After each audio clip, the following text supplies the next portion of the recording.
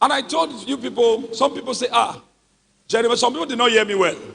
Jeremiah said before the ending of the month, the baby will come out, or blah, blah. I said, forget about those things. I said, good news will come. There is confusion in the camp of my enemies. And immediately the following day, the good news came. And everybody heard the story. Abi? Yes, Papa. The confusion. I know hear them. Greetings, people. It's Mr. Pull the Trigger yet again on another episode of the Enlightenment series. So, as you heard, Papa J has just suddenly made a U-turn, and now he is disputing that what he said is what he meant. This is what all these prophets do. This is what they all say. They make reckless utterances. They make huge promises, but they know they can't deliver. On the basis of them being prophetic, or like I always tell you, that they can't see. They can't see anything.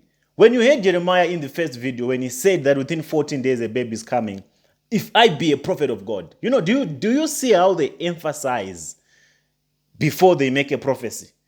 Do you see the psychological manipulation that they use, even on people, when they want people to believe that they are really hearing from God, when they want to remove any iota of doubt in the minds and perceptions of people that they are trying to give prophecies to? Now imagine yourself, you go there and then you say, Papa, I have a problem and I need to find a job. I need to get a marriage. And then he comes in front of you. If I be a prophet of God, you shall find your husband within the next 2 months, within the next 6 months, within the next year. You will receive. If you had anything in your pocket, in your account, any valuable asset, you trade it for that prophecy. You give it away because he had made you believe that if he be pay attention to this. If I be a prophet of God, he's placing a challenge on God to say, if I be a prophet of God, this baby will come within 4 days. It might not be even 4 days. It can be any time between now and the next 4 days. And what will you do if that baby comes? That's what he said. Even, I don't know the gestures that he was doing. What will you do if the baby comes? If he comes from anywhere. Okay, just in case you think I'm exaggerating, check this out. Zoom people, if the baby come out or from anywhere, are you ready to celebrate with me? That accusation. I am telling you, listen, before the ending of this month, this story is a bygone story.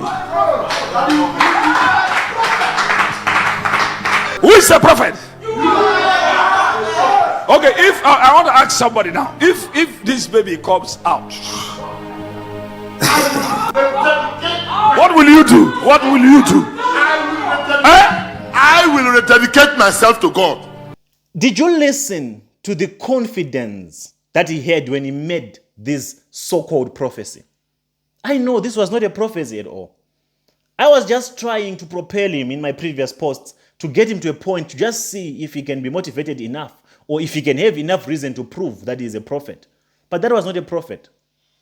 That was not a prophecy, I mean. It wasn't a prophecy. Do you know what that was? That was a confession. In black and white. That was a full confession that Jeremiah made. But after he made that confession, he was advised to say, Papa, this is risky. You can't bring out this child now. They will know. They will know, Papa. They will know. So between the first day he gave that prophecy up to today, they've been trying to come up with the very best script that they can possibly come up with to bring this child out. But none of those scripts would make sense. It's because of you people. I blame you people. You know why? When I post that video, when he posted that video, it's the comments that he will be going through and seeing that people already know what I'm going to do. Because here, this is not, social media is this power. It's not social media. The right way to position what we are doing on this medium, call it the current state of the internet. When we keep saying social media, we take the value of it. But this medium is more powerful than your televisions, than your mainstream media platforms. These platforms, they are more powerful than your televisions, than your newspapers, because the message here is undiluted. The message here is coming from the people. It's coming from the victims. A newspaper, it's doctored. I saw the wrote an article in Vanguard. It's doctored. There's twist, but no one cares about newspapers anymore. That's why they are threatened by this movement. And we thank God for technology. So when Papa J comes and watches and sees and views comments, all his plans are exposed. Because people were given the scenarios which Jeremiah might use to bring back the child. From my own perspective, what I thought he was going to do, how I thought he had scripted the coming back of the baby, I thought it was going to happen on Sunday, during Sunday service. A woman from Norway was just going to come and say, Papa, I'm the one with the child. I can't keep the child anymore. I stole the child. I was working. I was given the child by Ruth. Something like that. That's what I thought. That was the script that I thought Jeremiah was going to use to bring back the child. But all that was exploded and exposed in the comments. Because there are so many intellects amongst you who can calculate. It was obvious that this was not a prophecy. This was Jeremiah confessing that the child is about to come. I'm going to release the child. And the reason why he was compelled to make that prophecy is because he had felt the pressure. He couldn't take it anymore. But he had a point to prove. And the point to prove was to just bring the baby out. But now that people, their eyes are open, they already know what's going to come. People can't be fooled anymore. So in the entire script, in all the scripts that they came up with, none of them would make sense. None of the scripts that they came up with would make sense. A script as to how to bring back the child. So he realized that he made a mistake. That prophecy realized that it was going to compromise him. And he was told that, Papa, this is going to take you down. You'll be held accountable. This is going to be too obvious. So he had a choice to make here. Whether to be labeled a false prophet or to be held accountable for testimony, for the disappearance of testimony. One thing I can tell you, I can attest to from the confession Jeremiah made on that so-called prophecy, he is the one that is in custody of the boy. Testimony is with Jeremiah Omoto. I don't know if you need any other prophet from where to come and give you a prophecy to say or to locate where testimony is. We all know now that testimony is with Jeremiah, but he does not know how to bring him out now. He does not know. It's not going to be easy for him to bring him out because he exhausted all the potential scripts that he can use to bring out testimony. Any way that testimony comes out, it will implicate him. So he does not know how. That's where now the fight begins. We are going back to the drawing board. To those that thought it ends here, when the prophet doesn't manifest or when the prophet ends, you got another thing coming. The disadvantage that Jeremiah has in this matter, that is not being handled by a blogger. I'm not a blogger. My greatest strength is commitment. I'm like a pit bull. Have you ever seen a pit bull fight? When a pit bull bites in a fight, it does not let go until the opponent is completely neutralized or it's no longer breathing. That's the spirit that I have. I don't know how to let go until I see results. That's the biggest challenge that Jeremiah is facing right now. Maybe he thought it's going to end here. It does not end here. It begins now. We've made progress so far. Good progress. Don't allow the propaganda that you've been seeing on the internet from different blogs and different bloggers try to deter us from the vision. Don't even lose, your enthusiasm on this matter. This matter has just been given more power. This story, this case study, it has now more relevance than before. So don't lose your morale as yet. Testimony still needs to be fought for. Testimony is still missing. There is no amount of propaganda under the sun concerning the issue, this issue at hand, that can neutralize this pursuit. So this is my advice to bloggers that have been ranting a lot of nonsense out there. You are wasting your time. You are wasting your time. You can spread different narratives, try to accuse Ruth, persecute Ruth. Ruth did this, Ruth did that. Ruth is a liar. Her story is what? But it's not going to neutralize this because there is me on the other side. And I told you, my greatest strength is commitment, and none of you are committed. I as committed as I am. So you can't stand this. Don't do that propaganda. Don't even waste your time. Even Jeremiah going to buy newspapers, to write articles, the Vanguard, the crippled woman has been lying, he's trying to extort money from Jeremiah. Come on, don't waste your time. We are going to get to the bottom, to the roots of this matter. If it means this ends anywhere, any day, any time, we will get there, but the child must be brought back to the mother. Testimony must go back to the mother. We are not going, I am not going to stop now. This is where we start. Now we need to apply times 100 pressure that we had applied before, more than what we had applied before. Because at least now we have a clue that Jeremiah has the child, but he does not know how to bring out the child. Jeremiah's testimony is not yours. Oh, unless if you are the biological father. Unless if you are the biological father. That can be the only reason why you are holding on to this child. And what happened to testimony? How testimony was abducted? I told you. I'm going to give you the full gist. It's not a conspiracy theory, but I'll just put it out there for you to connect the dots. I only waited this far so that we can see what Jeremiah's plans are. The disadvantage that these people have, your charlatans, your fathers, your spiritual fathers, they don't have brains in their committees, in their administration. They just have a bunch of gullible souls who do not think on their own, who are doing everything. Whenever they advise Jeremiah, they're just advising him, with a yes, papa mentality. That they don't want to offend him. They don't want to tell him the truth. So any advice that these charlatans get from their administration, from their committees, it's biased. It always leads them up in a trap like this, in a predicament like this. So they are confused instead of us being confused, because these other prophets was that there will be confusion in the camp of the enemy. But now there's confusion in Jeremiah's camp because they made a big mistake to make that big confession that within 4 days the baby will be found. So it's too late for him now to try to change what he meant, the context of what he meant. If that's not what he meant, why did he delete the video of the prophecy that he gave? Do you see how deceptive these people are? These are a bunch of liars who come to you in the name of prophecy. We can prophesy. What prophecy can these people give? That was not a prophecy that Jeremiah gave. It was a confession.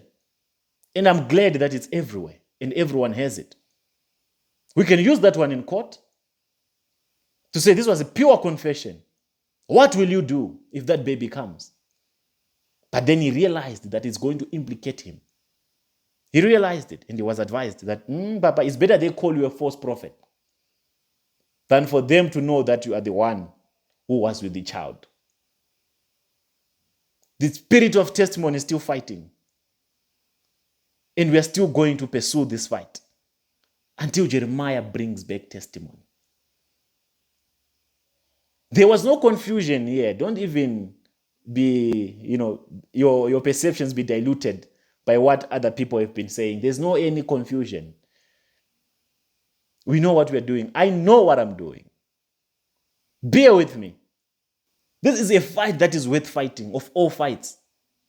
It does not end here. Now we have more reason to put every system in place to make sure that Jeremiah is held accountable, to make sure that Jeremiah gives us back the child. This is our child. This is our little brother. We have to fight for his justice.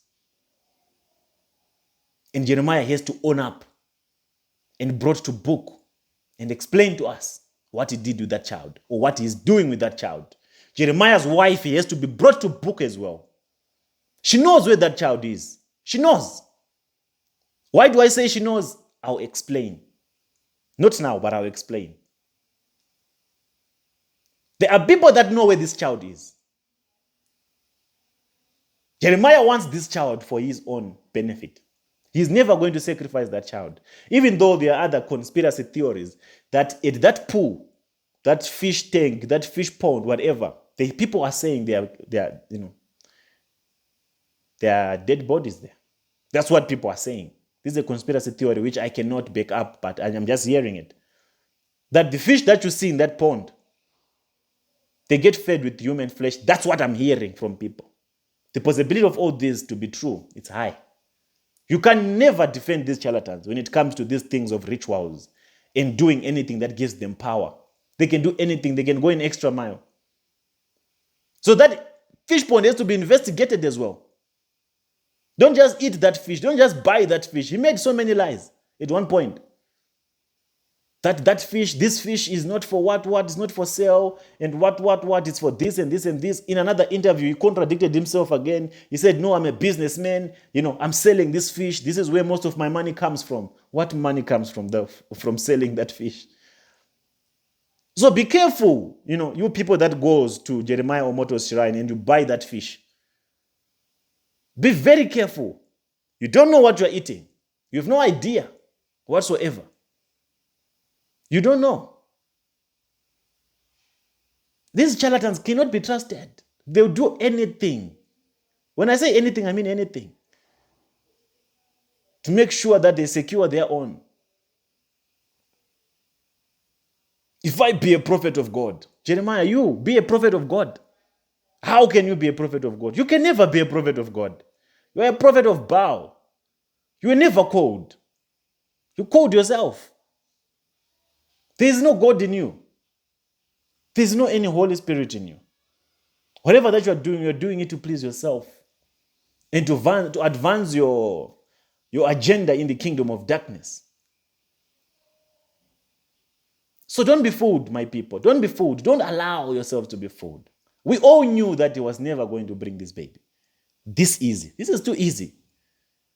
This was too easy for him to bring the baby.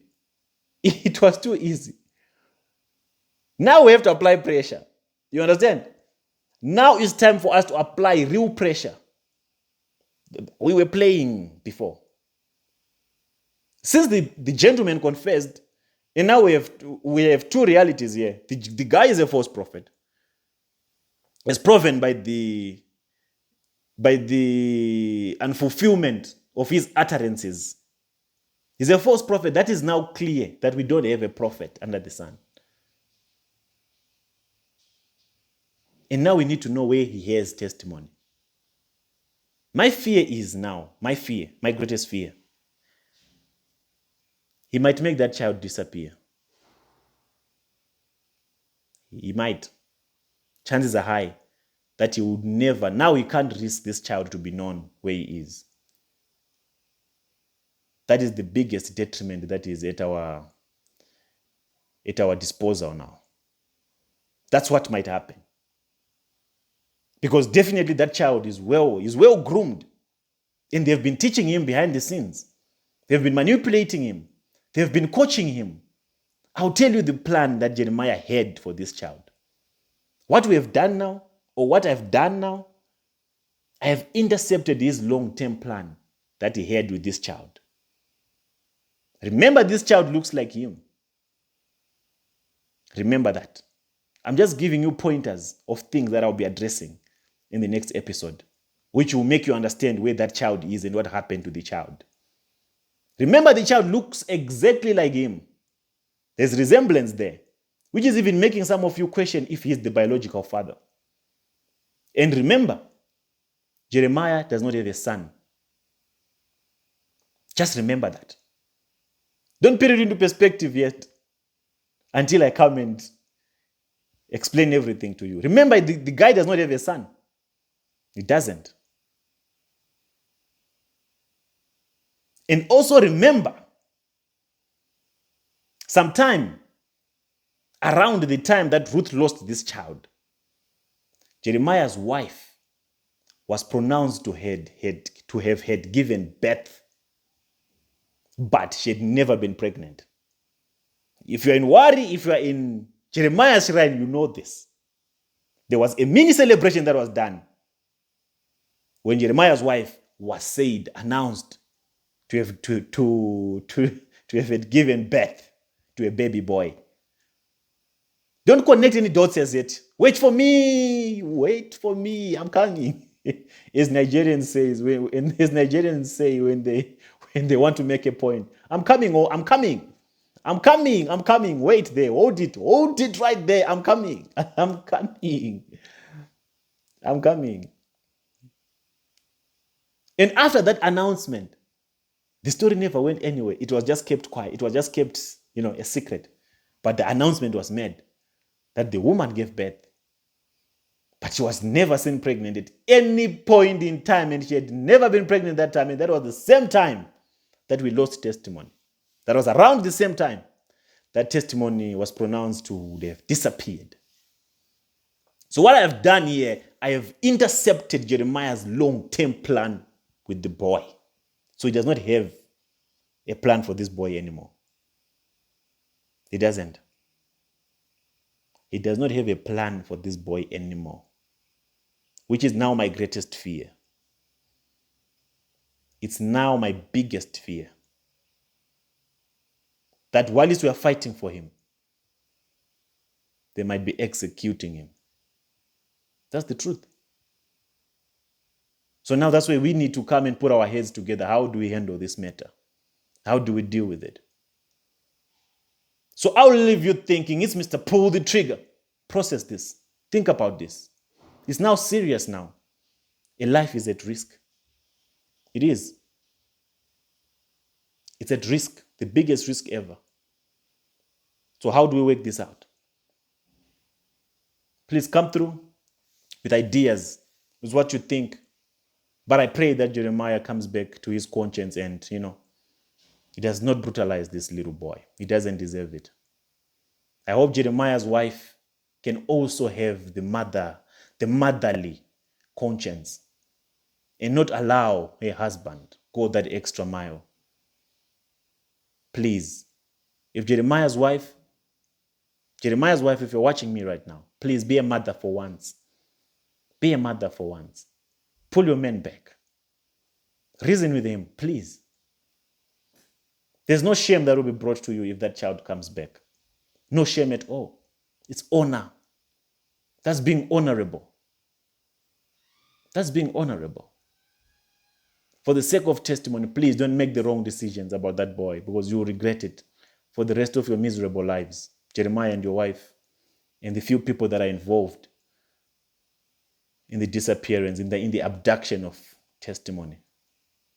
That's my appeal to you. If you're watching me, and I know you are, don't do anything stupid. Don't do it. Please. I'm begging you. I'm not challenging you this time around. I'm begging you. Think about Ruth, the mother. Don't do it. So till I meet you again on the next episode of the Enlightenment series, I'm signing out. It's Mr. Pull the Trigger.